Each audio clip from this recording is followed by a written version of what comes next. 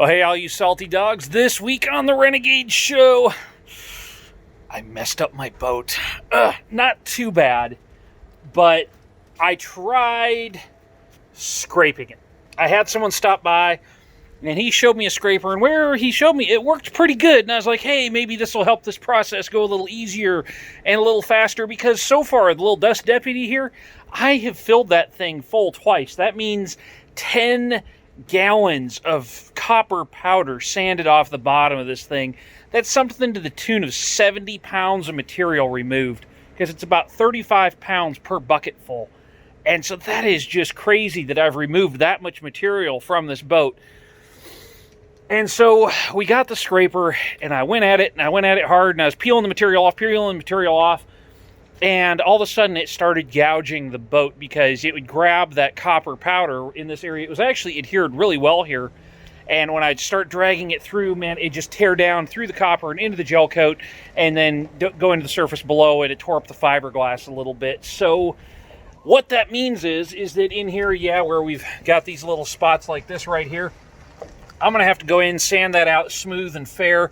And it did kind of get into that first layer of glass there. So I think in just this area here, I think I'm going to go in and put a layer of fiberglass over the top of it.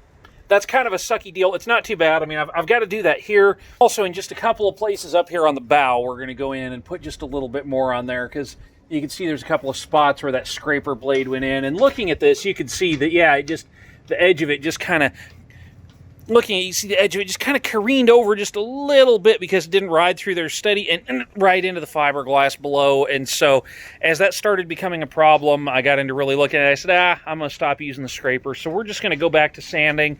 And so the whole rest of this area out here, I did that all with the sander. And surprisingly, it took about the same amount of time to use the sander as it did the scraper. So it just behooves me to keep on sanding, because also with the sander, I get the dust collection, so that helps out a whole bunch. That is a really frustrating thing to have to deal with, and I'm hoping that as we're moving forward now, I won't have any more of those types of issues, because that's going to turn into a couple of days to get that all repaired there. I'm going to have to glass it, and then once I glass that, then I'm going to have to sand it, and then hopefully everything there will be good. So there's going to be a lot of prep involved in that, and then overcoating that, because in order to glass it, I got to get the gel coat all the way off, because you don't glass over the top of gel coat, you glass over the top of glass.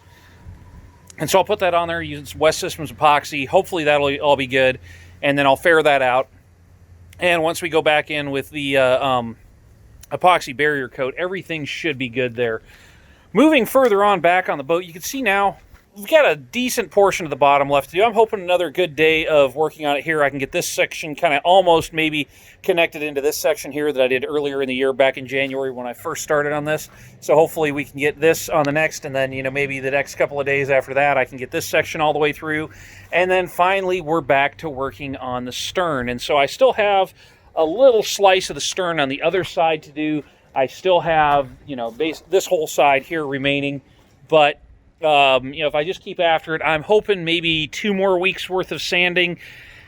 And that's just the thing. At this point, the sanding is getting to where it has been so much work. I mean, I've done so much sanding at this point on this thing that I'm just tired of sanding. Now, the upside of doing all this sanding is, the muscles are just, they're getting on point there. But, man, oh my God.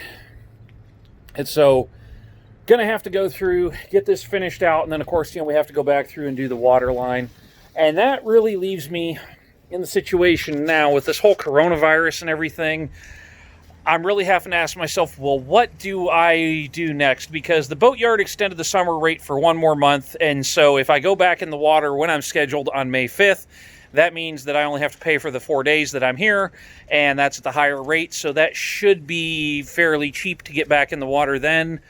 The question I'm asking myself is, do I want to take the time to go ahead and paint the top sides of her? Because if we look up towards the bow here, you can see how yellowed and how bad this is. And that gel coat is really chalky, so it really holds the dirt. And then also we've got a couple of spots here, like on the side here. It's a little bit worn through there from just a little bit of dock rash over the years, just rubbing against the dock right there at that widest point of the boat. That's the hip of the boat right there. And so it would be really good to get some paint on there and get her looking really nice again, but I just don't know. And yeah, I've thought about just putting a polish on it, but there's some cracks in the gel coat on the other side. And I'm kind of like, man, I don't know exactly what I want to do here yet. So I am considering all options at this point, and we are just trying to figure out exactly what it is that we are going to do with that. I don't exactly know yet. That's kind of something that's up in the air. I know my buddy Malachi over here just painted his boat, and it looks pretty good. It came out with a nice finish, and he used just the Pettit Easy Epoxy that they have, and it seems like a good paint. It does, leave a bit of rage, so then it'd have to all be wet sanded and everything. So that's also signing up for a lot more sanding. I've also thought about doing it with Alexial. And then there is the issue that I do want to wrap this wooden tow rail with fiberglass.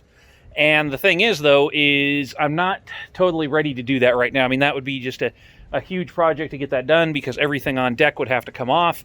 And so that's an involved project to get that done. And so that's everything that's kind of weighing on my mind right now.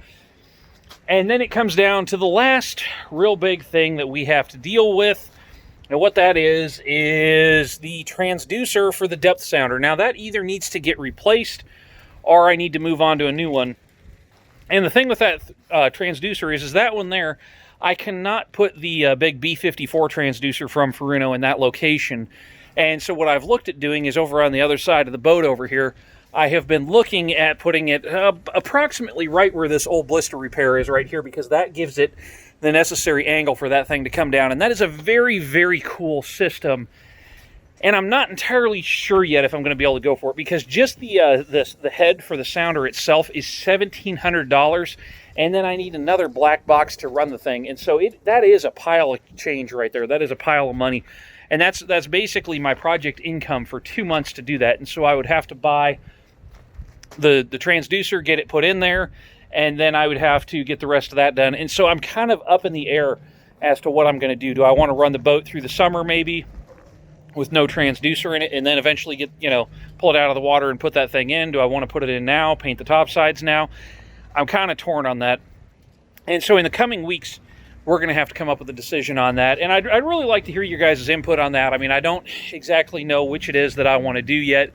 That is kind of a big thing. And the other question is do I go back in the water right away, or do I want to stick around for another month to maybe do just a little bit more work to it if I want to paint the top sides and whatnot? So everything is kind of up in the air right now, so we will have to see on that. So I would really like to have that in there. Another option is there is a cheaper transducer that could actually go right back where this one is. I could just put it in the same hole, and that's just a straight down transducer that only gives you depth. It's not a fish finder, it's not a sonar, it's just a simple depth transducer that's going to tell you how much depth you have right there. And I may go that route. That thing is like $600 for that sender.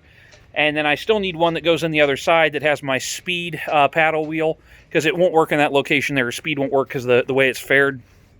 But I have the other one that goes on the other side, and so I need to replace the speed transducer over there. So that's what I'm kind of worried about at the moment. And so we will just have to see how all that works out. So anyways, guys, not a whole lot in this episode, simply because most of all I have been doing here is more of that glorious, glorious sanding. And that's what my life is going to be mostly for the next couple of weeks. I am thinking about doing a couple of live streams, so we'll have to see on that. If I do, I'll be putting announcements up on the channel when that happens. And we'll just kind of have to go from there. You guys have any thoughts on all this? Please leave me a comment down below, and we will catch you guys up on the next one. Stay awesome.